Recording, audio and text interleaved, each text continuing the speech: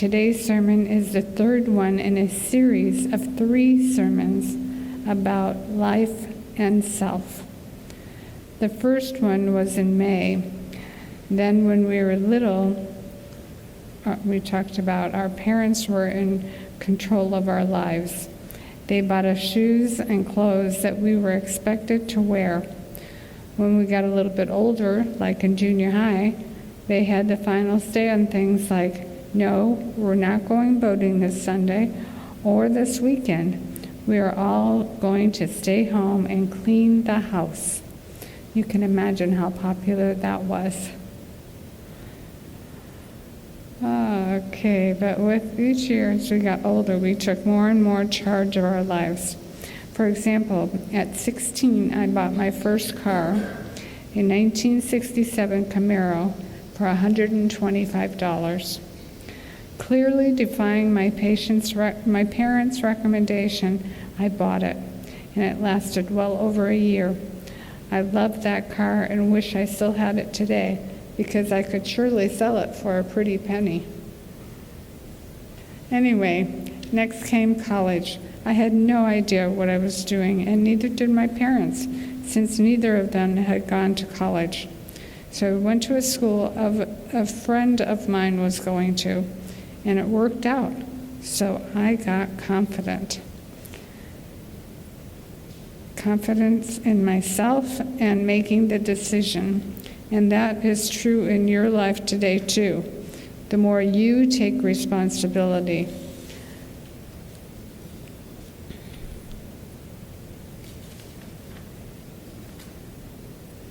In making decisions, the more confident you will become, and thereby take over the controls of your life.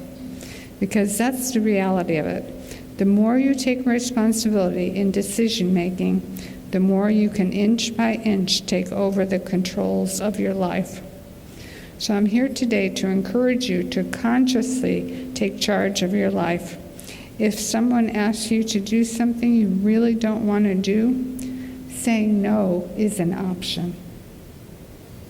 Even if it's one of your parents or your boss at work or a teacher, no is an option. It might be scary at first, so you'll have to practice it because you are afraid you'll make a mistake. And to that I say, so what? So what if you make a mistake? We all do, and that's how we learn. As an adult, I know it's okay to make mistakes. There's no perfection in our lives. I tell my children and my clients, just do the best you can, and that will be enough. I just finished a delightful book called, I talked to you about it last time I was here, Perfect is Boring and Tastes Like Kale.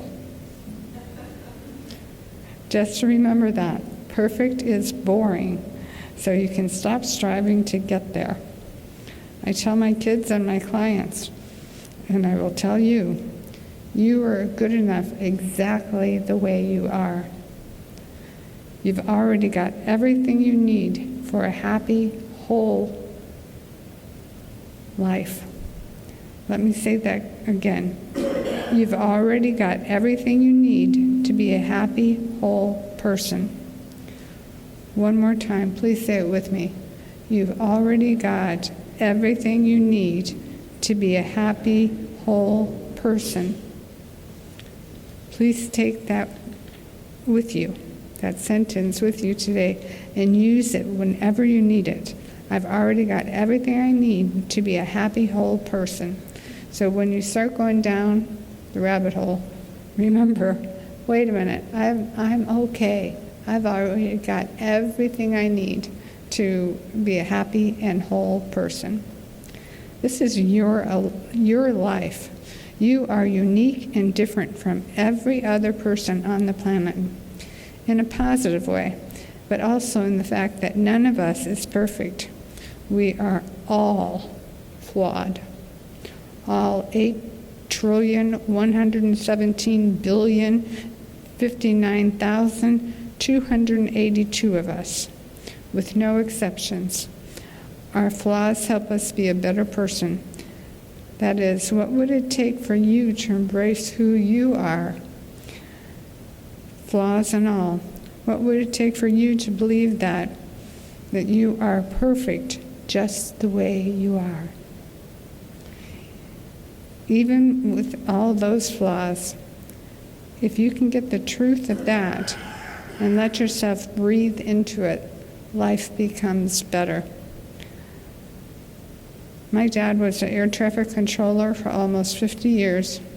His job was to tell the pilots where they could expect to run into lightning and thunder.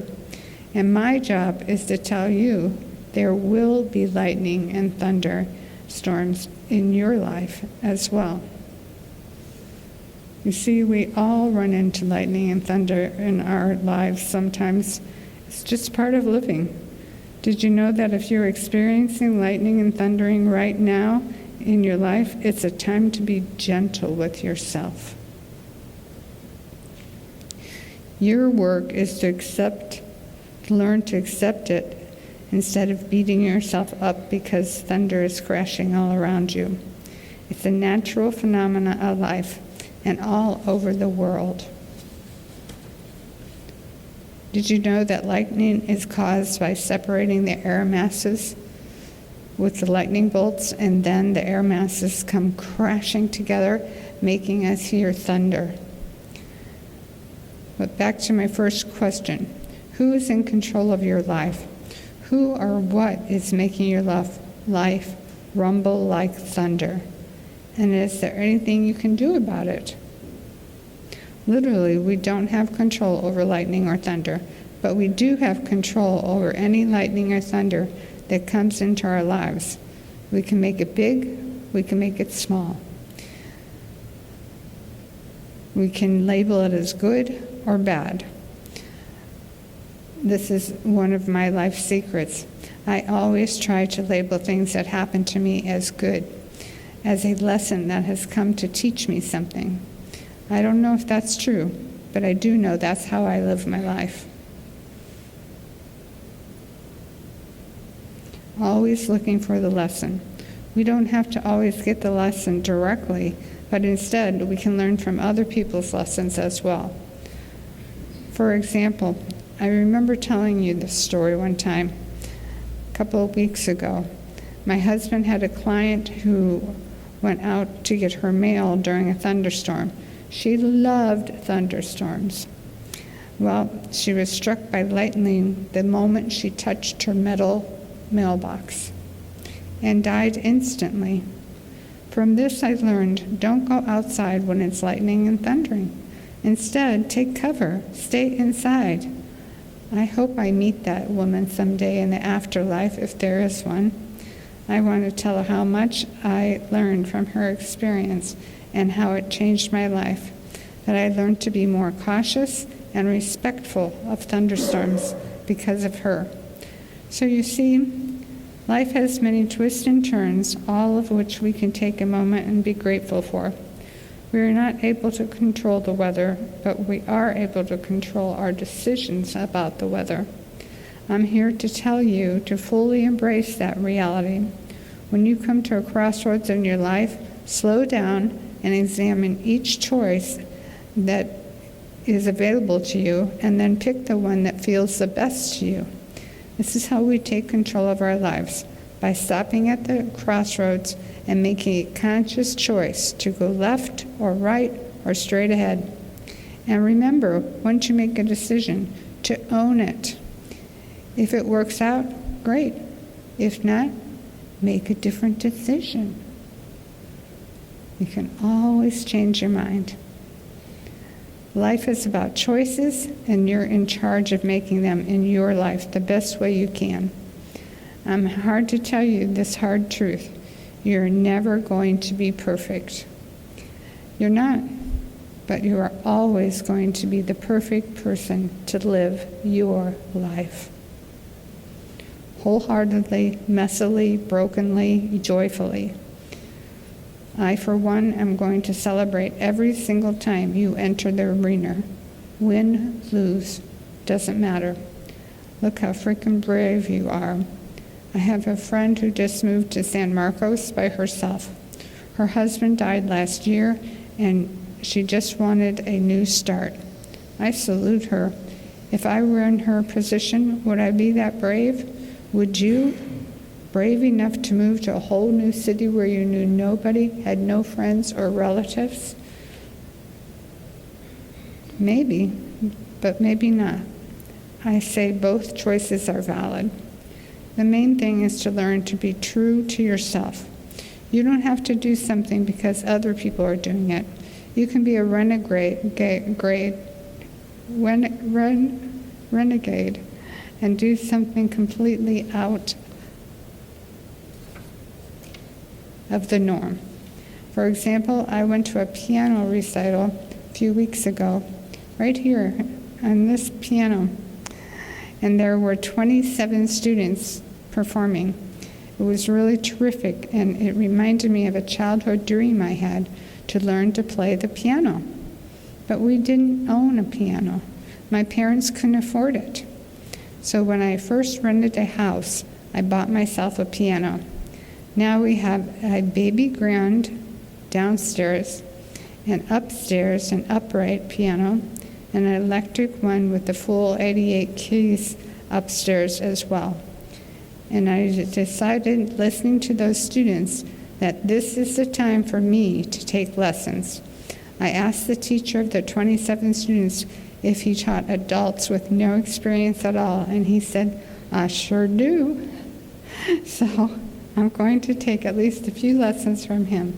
I realize it will take years until I can play with any proficiency, but the years will go by whether or not I study piano. So why not? What do I have to lose? I encourage you to do the same. Not take piano lessons, but be willing to jump into something you want to do.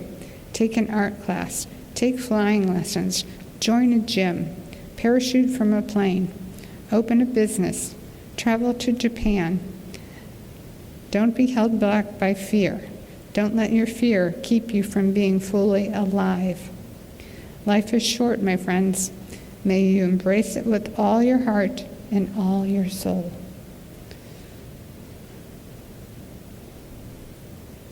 Who controls your life? Is it you or someone or something else? How can you know for sure?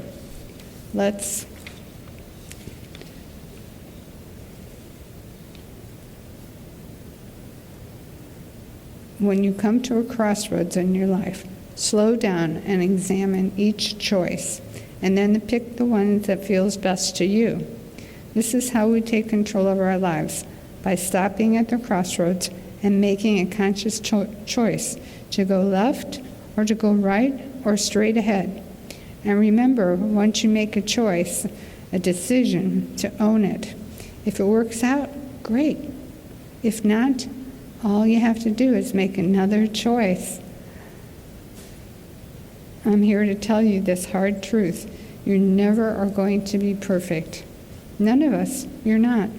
But you are always going to be the perfect person to live your life fully, wholeheartedly, messily, brokenly, joyfully. I, for one, am going to celebrate every time you enter the arena. Win, lose, doesn't matter. Look how freaking brave you are. I have a friend who just moved to San Marcos by herself. Her husband died last year, and she just wanted a new start. I salute her. If I were in her position, would I be that brave? Would you? Brave enough to move to a whole new city, leaving behind all your friends and family? Maybe, or maybe not. I say both are valid. The main thing is to learn to be true to yourself. You don't have to do something because other people are doing it. You can do something completely out of the norm. For example, I went to a piano recital a few weeks ago, right here with this piano. 27 students performed. It was really terrific, and it reminded me of a childhood dream I had to learn to play the piano. But we didn't have a piano. Our parents couldn't afford it. So when I first rented a house, I bought myself a piano. Now we have a baby grand downstairs, an upright upstairs, and an electric one with the full 88 keys upstairs as well. And I decided, listening to those students, that this is the time for me to take lessons. I asked the teacher of the 27 students if he taught adults with no experience, and he said, "Sure do." So I'm going to take at least a few lessons from him.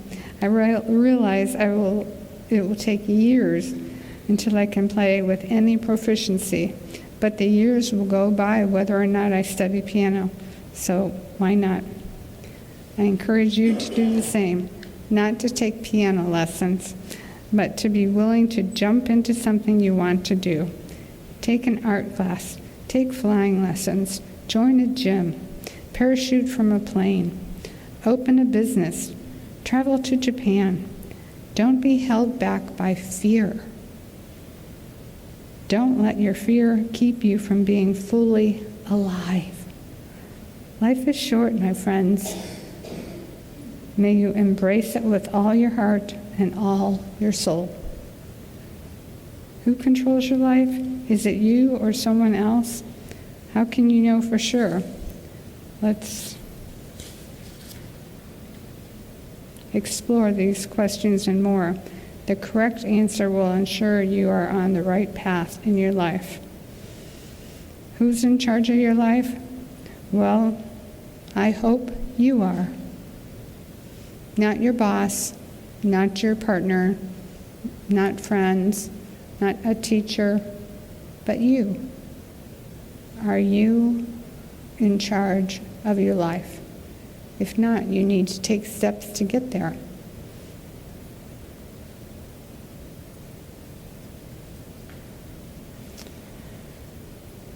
Life is about choices, and you are in charge of making them in your life the best you can.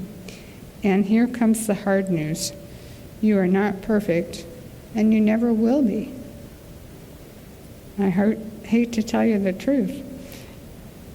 None of us are perfect, but you're always going to be the perfect person to live your life, fully, wholeheartedly, messily, brokenly. I, for one, am going to celebrate fully every time when you enter the arena, win or lose, doesn't matter. Just look how freaking brave you are. Today's sermon is entitled Winning at Life, because I think that's the point of life, to win at it. To make your life such that you feel good waking up in the morning, you feel good helping and giving to others. You just feel good about life. This sermon is a sermon to help you have the life you've always wanted and to realize you're in charge of creating that life and you're capable of creating that life. Are you pleased where you are in life right now, or do you want something different, something more? Reminds me of the time, I think I told you this already, but anyway, I was down at my sister's house in Key West the day the workers were pouring the concrete for her new swimming pool. She turned to me quietly and said, "I thought it was going to be bigger." And I stopped. I told the workers to stop for a minute. I needed to confer with my sister. I asked her if she wanted it bigger, and she shook her head yes. And I said, "If you want it bigger, this is the time to speak up." She did, and the backhoe dug out another 2 feet of dirt, and they were made into two that made the swimming pool 2 feet longer, and she was happy. This is an example of winning at life, learning to speak up when you need to. Learn to stand up for yourself, for your values, for your faith.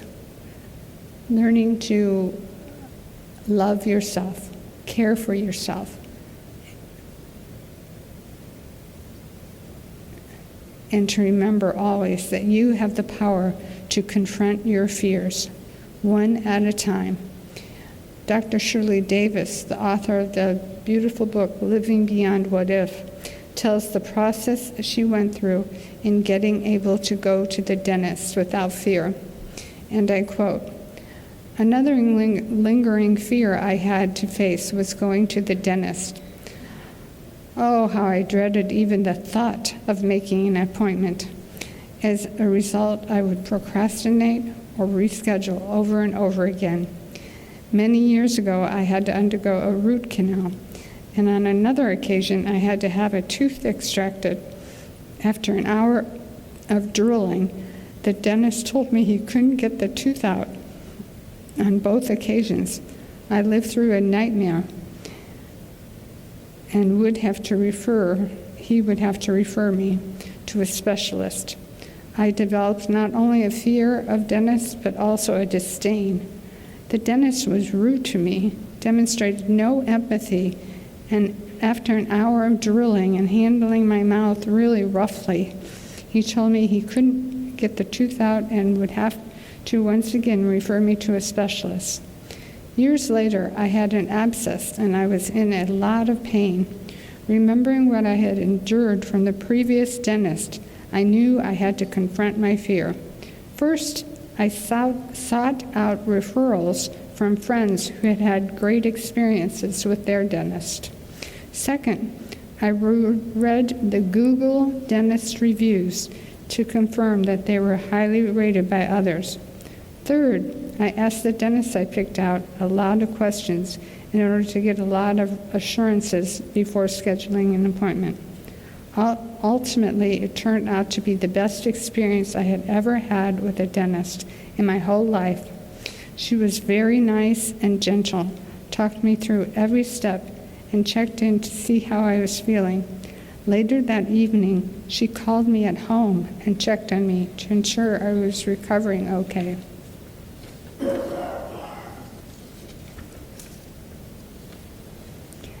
And I'm happy to say, since then, my fear of dentists has diminished substantially. Today, I am pleased to report that I have been using that same dentist I started with many years ago. Her amazing bedside manner continued and has made all the difference for me. How about you? Have you identified a fear you have that you would like to be rid of? Ever had a fear of going to a doctor or a dentist? If you had an overwhelming fear, what did you do to get rid of it? Because this is the part you need to remember. You are powerful beyond words. You can feel something and not like it and decide to change it. And then think about what could I change it to? And how can I get there? But you're in charge of making that happen, nobody else. I sincerely recommend the book, Living Beyond What If, by Dr. Shirley Davis. I only have one copy at home, but I ordered 4 more this morning so I can have some to lend out and let you borrow it. So,